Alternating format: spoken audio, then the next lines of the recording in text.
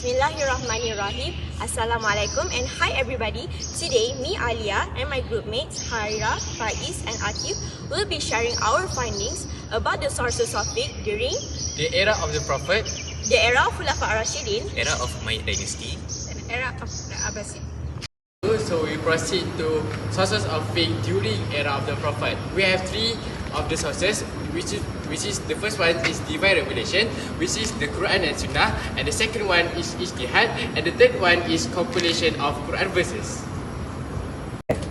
So the main and highest source of Islamic law during the Prophet's time is divine revelation. The first one is the Quran, which is Allah gives direct commandment to the Muslim. And second one is the Sunnah, which is action, saying, and Prophet approval, which is clarify and explain the Quran verses. So, for example, the Quran asks Muslim to pray, but the Sunnah explain how to perform the prayer. So the second sources of Islamic law during the Prophet's time is ijtihad. If no revelation had yet been released, so the Prophet Muhammad will use ijtihad or logical reasoning to make the rulings. But ijtihad is not an independent law. It depends on the divine revelation. If it's correct, Allah will allow it. If it doesn't correct, so Allah will come to correct the prophets. So for the example of ijtihad is in the case or in the incident of blind man, which is the Abasa incident, which Allah correct Prophet Muhammad for the initial actions. So the third or the last source of Islamic law during the Prophet's time is the compilation and recording of the revelation. During the Prophet's time, the compilation of the verses of the Quran were records and compiled under the Prophet's supervision to ensure the correct of revelation. But the companions were not allowed to record the hadith to avoid the missing it with the Quran. Later, Prophet Muhammad SAW allowed the recorded of hadith separately to ensure both sources were preserved correctly. Now, I will be sharing with you guys about the sources of fiqh that was practiced during the era of Khulafa ar-Rashidin. There are four main caliphs that was in charge during the era of Khulafa ar-Rashidin, which is Abu Bakr as-Siddiq, Umar bin al-Khattab, Uthman bin Affan, and Ali bin Abi Talib. So, what are the procedures or the steps that they follow in order to solve a certain solution? Well, as for Abu Bakr and Umar, first they would look directly into the Quran.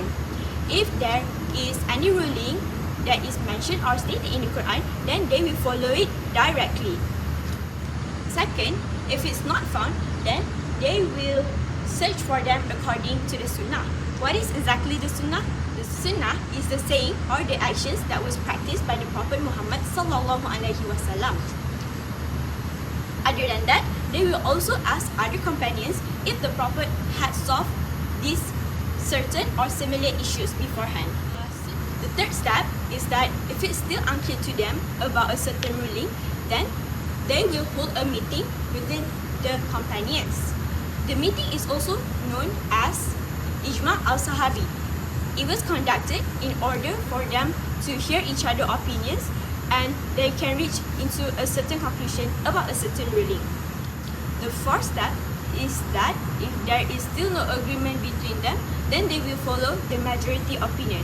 Also, additional info, if none of the above could solve their issue, then they will exercise personal ijtihad. Guys, did you know that some companion practice ijtihad before? Come with me! Did you know the practice of ijtihad that was practiced by Abu Bakr at this time? Well, he was waging war with those who refused to pay zakat. Unfortunately, after the Prophet Muhammad had passed away, some Muslims believed that they no longer need to pay zakat. But Abu Bakr disagreed with them and decided to fight upon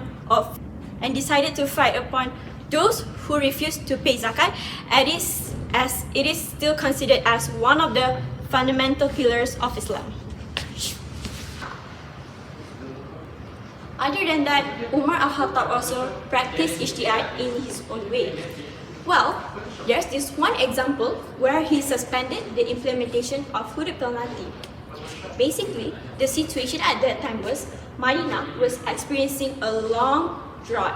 Therefore, people started to steal food in order to survive. To combat the situation, Umar had stopped the implementation of cutting or chopping the hand of a thief because it was in a darurat situation. Even when the Quran mentions so, it will only be applied in normal circumstances. However, in this darurat situation, the rule was relaxed because of that necessity. This follows a hadith that says, hudud is elevated with uncertainty. Another example that I can provide you guys is that during the era of Umar al-Khattab, people start abusing the statement of divorce. They would say, I divorce you, I divorce you, I divorce you 3 times out of anger. Therefore, Umar has changed the rule. He declared that if someone say, I divorce you 3 times, it is considered as the final say and cannot be taken back anymore. He did this in order to stop people from taking divorce lightly. So now, I'll be talking about the sources of fiqh during the Umayyad dynasty. During the Umayyad dynasty, it is known as the building stage of Islamic law. It was founded after the death of Khalifah Ali bin Abi Talib and founded by Muawiyah bin Abi Sufyan. During this time, Muslim empire expanded rapidly. So, new lands, new rulings, and new challenges appeared. Some practices even contradict with the Islamic teaching, such as the appear of astrologists, magicians, and musics. So, scholars had to deal with many new issues during this time. To handle this issue, scholars continued to practice ijtihad, which meaning the independent reasoning by referring the Quran and the Sunnah to find ruling for the issues. As the empire grew, there was an increasing in fiqh-related issues. Scholars were spread across different regions, thus led to the formation of mazhabs or school of thought. There was also a breakdown of ijma because scholars were far apart and had different methods in resolving the problems. During this time, there was also a spread and fabrication of hadith. Since there was no systematic compilation yet, scholars would travel long distance to verify and collect authentic hadith. This era also saw the emergence of 2 major schools, which is School of Opinions and School of Hadith, also known as Madrasah al-Ra'i and Madrasah al-Hadith. So, let's start with Madrasah al-Hadith. This school was mainly founded in Hijaz region, especially in Medina. The scholars based their rulings strictly on Quran and Sunnah. They avoided using personal reasoning unless absolutely necessary. If legal issues could not be directly found in the Quran and Sunnah, they would use qiyas or analogy, but only with clear authentic evidence. In short, the school of hadith emphasized following the Prophet tradition closely and avoiding personal opinion in legal rulings. On the other hand, Madrasah al-Ra'i, which was popular in Iraq, took on a different approach. In Iraq, there were few reliable hadith at the time, so scholars there would use their own opinions and reasoning to solve the problem. They would still start with Quran and the Sunnah, but if there were no clear evidence, they relied on ijtihad, which is their own logical deduction to make new rulings. So basically, this school would prefer using their rational thinking and contextual judgment to solve problems. We can conclude that the sources of fiqh during this era continue to be 4, which is first, the Quran, second, the Sunnah, third is qiyas, and lastly is ijtihad. These sources form foundation of Islamic legal development and continue to be used in the Abbasid era. Okay, so lastly, we look at the Abbasid era. Abbasid era is known as the period of development of fiqh. Sources of Islamic law diversified, in which all the scholars had included several sources introducing the rulings of fiqh. So, there are 2 types of sources, which is the first one, the sources in which all the scholars agree in utilizing them, and the second sources is the sources in which the scholars differ in considering them as an authentic source of Islamic law. So let us first look at the agreed sources. So the first agreed sources is the Quran. The Quran is a book containing the words of Allah, and everyone will refer to it before referring to other sources. So everyone agrees the authenticity of Quran, but some scholars have different opinions in the interpretation of some of its verses. So next we look at the Sunnah. The Sunnah is the second source of law. However, some conditions were set by scholars in the acceptance and applications of the Hadith. And then we have Ijma. Ijma is a consensus of opinion among the scholars, among the companions of the Prophet and the later generations. Ijma must be in the form of unanimous agreement, which means everyone must be in a sound of mind. And lastly, we have Qiyas. Qiyas is an ijtihad based on evidence found in Quran, Sunnah or Ijma. Qiyas is a process of analogical reasoning, which is when a new case is being referred to an old case with a known ruling to deduce the ruling for the new case. Okay, so moving on to the sources where the scholars differs in considering this authentic source of Islamic law. So the first one is al-istihsan, which is the juristic preference. Al-istihsan is preferring one ruling over another based on stronger evidence, fairness, or public interest.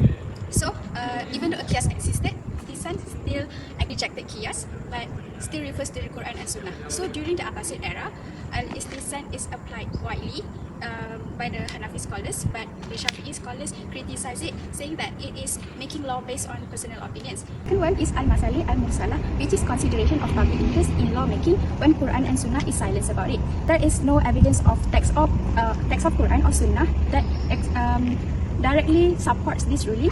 However, it must not go against the Quran and Sunnah, and it must be acceptable and rational. So next, the third one is the Sadd al-Darai, which is blocking the means. This is to prevent any actions that could cause harm or sin. During Abbasid era, Sadd al-Darai is applied in Maliki school to protect and maintain the moral safeguards, but it's not applied in Hanafi school because Hanafi prioritizes the public accountability. The fourth one is the presumption of continuity, which is al-istishab. So something that is proven will remain until it is proven otherwise, which in a simple way, it means al-istishab is when nothing will change unless you can prove it changed. This helps the Abbasid era courts judges in settling disputes regarding contracts and property when there is less document. The fifth one is the Amal al-Madinah, which is the practice of Madinah people. This practice is during or after the Prophet time. So this practice is commonly known in Madinah and is passed down by their ancestors, which is that back in the period of Prophet. So Maliki school, for example, refers to Amal Ahlul Madinah to look on how zakat is being collected in Madinah. And the last one, number 6, is uruf, which is customs. So uruf is accepted local traditions or custom that must not go against Sunnah and Quran, but also does not contradict with Sharia. So this helps in adapting the law in specific social and cultural contexts in different regions. So that is all from us. I hope the information will be useful for you. Bye. Bye.